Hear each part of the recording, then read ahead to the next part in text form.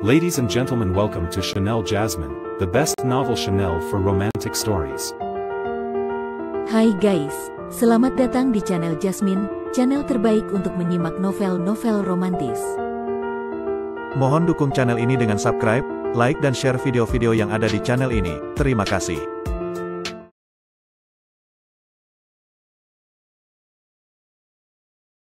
Kaisar Agung Seni Bela Diri Bab 1484. Sejak zaman kuno, ada pepatah yang mengatakan bahwa hati manusia sulit ditebak.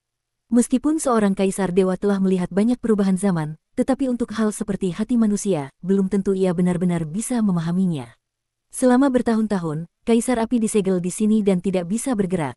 Mungkin karena perasaan di hatinya, atau mungkin karena pengendapan waktu yang tak berujung, ia berhasil menciptakan kekuatan gaib yang unik ini. Kekuatan gaib yang membakar hati manusia pastilah sesuatu yang sulit untuk dipertahankan, karena ini sudah melampaui lingkup aturan jalan bela diri. Pergilah, orang dari generasi selanjutnya. Meskipun aku akan menjadi tulang belulang di sini, kekuatan gaib yang kuciptakan dengan segenap jerih payahku akhirnya telah menemukan seorang pewaris.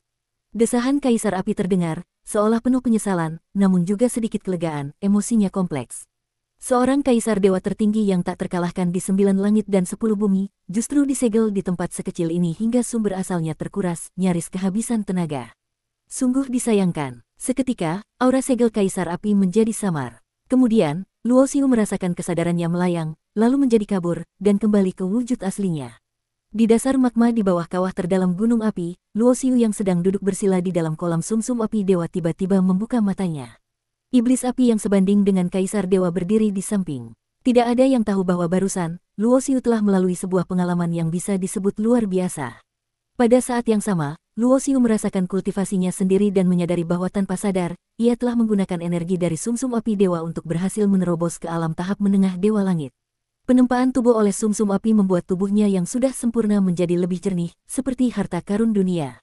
Terus terang saja, dengan tubuh Dewa Langitnya saat ini, ia sudah cukup untuk menempa pusaka dewa yang sangat kuat. Di setiap inci daging, darah, tulang, dan uratnya, ada jejak dari 3 aturan tertinggi. Mengangkat matanya menatap iblis api, Luo Xiu bertanya, "Senior, sudah berapa lama aku berkultivasi di sini?"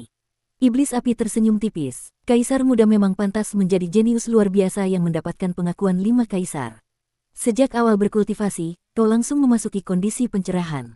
Sudah 300 tahun berlalu. Apa? 300 tahun? Mata Luo Xiu menunjukkan keterkejutan. Ini benar-benar bisa disebut 100 tahun dalam mimpi. Dia merasa kesadarannya dipanggil oleh segel Kaisar Api dan baru saja melewati beberapa hari saja. Pada saat yang sama, Luo Xiu juga merasa ini wajar, karena kultivasinya telah menerobos. Mengingat betapa sulitnya peningkatan kultivasinya sekarang, bahkan dengan sumber daya yang melimpah, butuh waktu 300 tahun untuk menerobos ke tahap menengah Dewa Langit, itu sangatlah normal. Setelah berdiri, Luo Xiu menyadari bahwa di dalam kolam sumsum api dewa yang memang sudah tidak banyak tersisa itu, energi apinya sudah sangat tipis. Bahkan jika ia terus berkultivasi di sini dan menyerap habis semua energi sumsum api dewa, itu tidak akan cukup baginya untuk melangkah lebih jauh ke tahap akhir Dewa Langit. Dari reaksi iblis api, Luo Xiu bisa melihat bahwa meskipun lawannya adalah eksistensi yang sebanding dengan Kaisar Dewa, ia tidak menyadari keanehan yang terjadi padanya barusan. Mengenai urusan Kaisar Api, Luo Xiu merenung sejenak dan memutuskan untuk tidak memberitahu iblis api. Eksistensi seperti iblis api dan Mu Yao, meskipun sebanding dengan Kaisar Dewa, tidak mungkin mencapai tingkat Kaisar Dewa tertinggi. Bahkan jika diberitahu pun, mereka tidak akan bisa menyelamatkan Kaisar Api. Terlebih lagi, di mana sebenarnya tempat Kaisar Api disegel, tidak ada yang tahu. Meskipun ada segel Kaisar Api, jika ingin menemukan tempat itu berdasarkan persepsi segel, setidaknya kultivasinya sendiri harus mencapai tingkat yang sebanding dengan Kaisar Dewa. Segel 5 kaisar membuat Luo Xiu bisa bergerak bebas di tanah 5 elemen.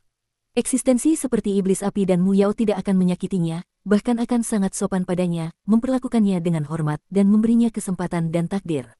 Luo Xiu merasa, jika di masa depan ia menghadapi masalah, mungkin ia bisa masuk ke tanah 5 elemen untuk berlindung. Meskipun Mu Yao telah pergi, eksistensi seperti iblis api ini pasti tidak akan tinggal diam. Dan melalui mulut iblis api, Luo Xiu juga mengetahui bahwa di tanah 5 elemen ini, masih ada 3 iblis agung lainnya, semuanya adalah makhluk spiritual yang diberi kesadaran oleh para kaisar dewa. Misalnya Mu Yao, ia adalah jelmaan dari sebatang akar dewa kekacauan, dengan asal-usul yang mendalam, dan bisa berkultivasi hingga ke tingkat Kaisar Dewa. Dan iblis api juga memiliki asal-usul yang luar biasa. Wujud aslinya adalah sebongkah batu dewa sumber api. Konon, batu dewa semacam ini adalah harta karun pendamping dari sumber api, sangat berharga. Selain itu, ada iblis hitam, seekor kura-kura agung yang diberi kesadaran oleh Kaisar Hitam, terlahir dengan garis keturunan yang kuat. Ada juga iblis putih, konon adalah embrio pedang yang lahir dari langit dan bumi. Serta seekor binatang unicorn yang diberi kesadaran oleh Kaisar Huang, konon adalah tunggangan Kaisar Huang, juga merupakan eksistensi yang sebanding dengan Kaisar Dewa.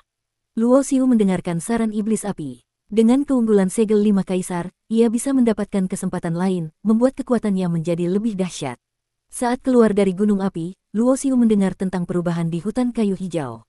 Lenyapnya gerbang dewa di dasar danau dan berakhirnya jalan 5 kaisar membuat klan iblis pohon tidak perlu lagi melanjutkan tugas penjagaan mereka dan mendapatkan kembali kebebasan. Hutan kayu hijau diduduki oleh para iblis pohon. Tempat ini adalah lokasi di tanah 5 elemen yang kaya akan berbagai macam ramuan dewa.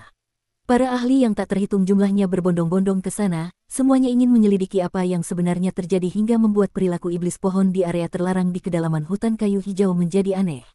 Luo Xiu tidak pergi lagi ke hutan kayu hijau. Hal yang ia dapatkan dari sana sudah sangat banyak.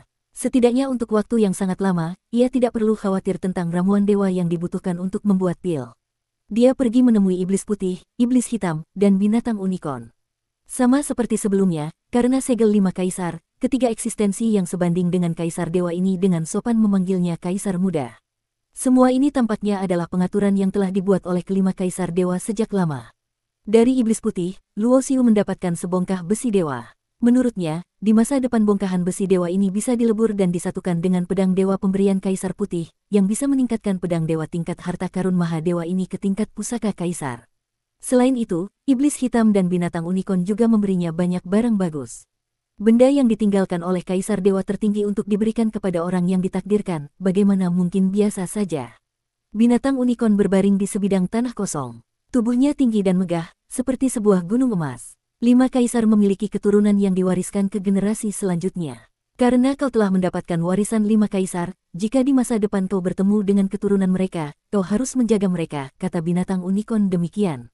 Jalan menuju Kaisar Dewa penuh liku dan terjal. Meskipun kau memiliki bakat kaisar tertinggi, apakah di masa depan kau benar-benar bisa mencapai alam Kaisar Dewa tertinggi, pada akhirnya masih tergantung pada takdirmu sendiri.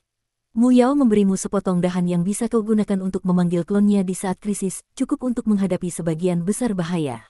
Maka aku juga akan memberimu sepotong sisik, yang bisa memberimu kesempatan kedua. Tetapi seperti kata pepatah, tidak ada yang keempat kalinya.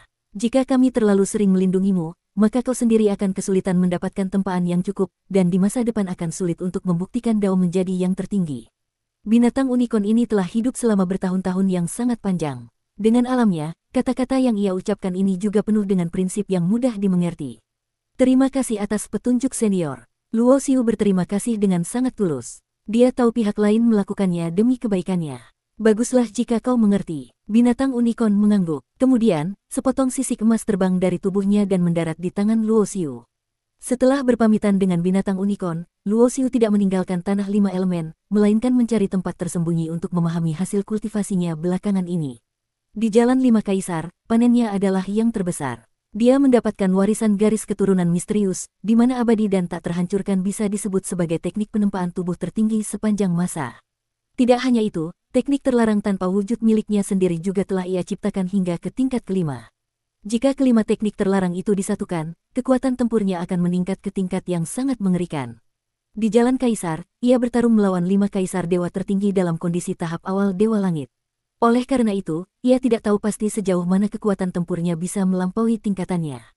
Setelah berhasil melatih tingkat pertama abadi dan tak terhancurkan, tubuh fisik Luo Xiu sudah bisa menandingi harta karun Tuan Dewa. Jika ia mengaktifkan langit dan bumi wujud Dharma dan menyatukan kelima teknik terlarangnya, ia memperkirakan kekuatan tempurnya setidaknya bisa menahan seorang Tuan Dewa secara langsung. Adapun Raja Dewa, sekarang sama sekali tidak lagi dipandang oleh Luo Xiu, kecuali jika itu adalah Raja Dewa yang juga memiliki bakat seorang kaisar. Teknik abadi dan tak terhancurkan memang kuat, tetapi pada akhirnya bukan teknik yang diciptakan oleh Luo Xiu sendiri. Oleh karena itu, ia mencurahkan banyak energi ke dalamnya, berharap bisa memahami esensinya, menyatukannya ke dalam jalan tanpa wujudnya sendiri, dan menciptakan versi abadi dan tak terhancurkan miliknya. Waktu berlalu dalam keheningan. Sejak naik ke alam dewa hingga sekarang, Luo Xiu telah melewati hampir 2000 tahun di alam dewa. kehidupan ini juga telah berjalan selama lebih dari 4.000 tahun. Bagi seorang ahli jalan dewa yang memiliki kehidupan yang hampir abadi, 4.000 tahun sangatlah singkat, tetapi cukup untuk banyak hal terjadi. Setelah retret kali ini, Luo Xiu sudah berencana untuk kembali ke alam bawah. Bertahun-tahun tanpa kabar, sudah waktunya untuk kembali dan melihat-lihat. Selain itu, dulu ia berjanji akan membantu Raja Dewa Pemberontak melepaskan diri dari segel. Meskipun ia tidak mendapatkan warisan teknik pemecah formasi tertinggi, tetapi dengan kekuatannya saat ini, untuk secara paksa membuka segel formasi tingkat Raja Dewa sudah tidak menjadi masalah lagi. Bersambung.